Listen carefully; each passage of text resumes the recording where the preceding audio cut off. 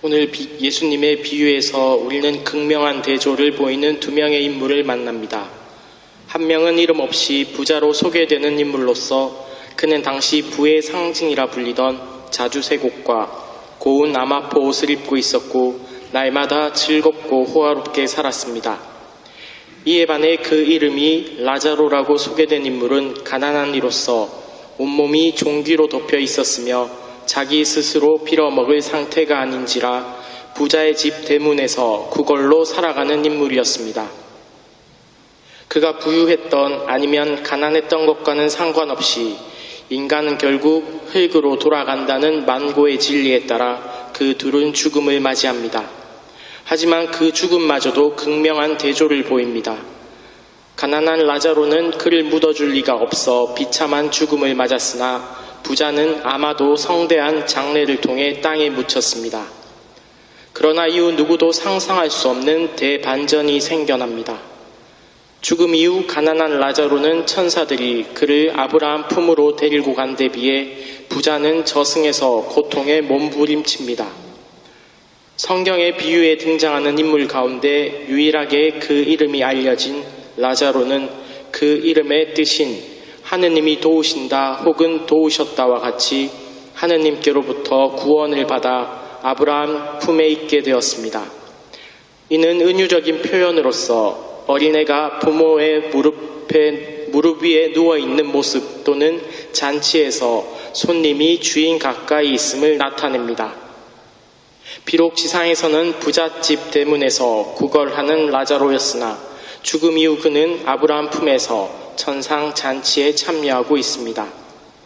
하지만 이와 대조적으로 지상에서 호화로운 삶을 살았던 부자는 저승의 불길 속에서 온갖 고초를 겪습니다. 저승으로 번역된 그리스어 하데스는 사람이 죽음 다음 바로 가게 되는 장소로서 죽은 이들은 최후 심판이 있기 전까지 머물게 됩니다.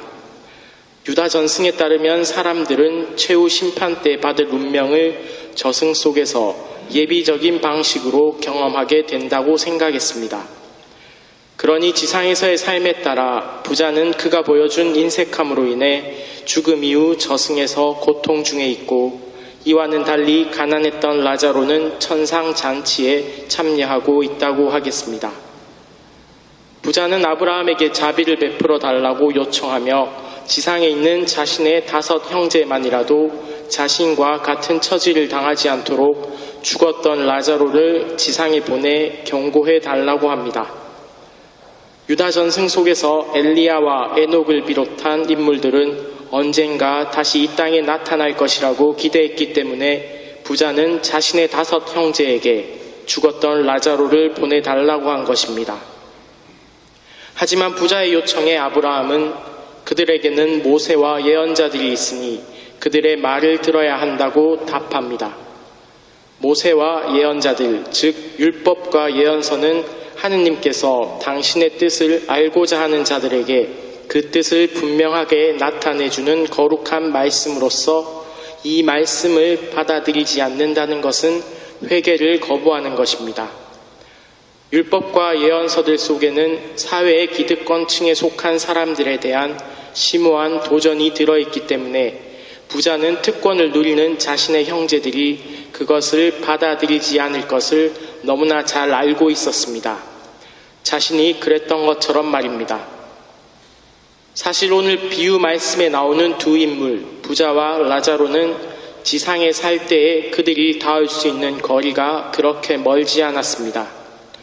부자는 자신의 대문 앞에 누워서 구걸하던 라자로의 이름을 알고 있었고 그를 위해 자신의 종들을 보내 남은 음식을 줄 수도 있었습니다.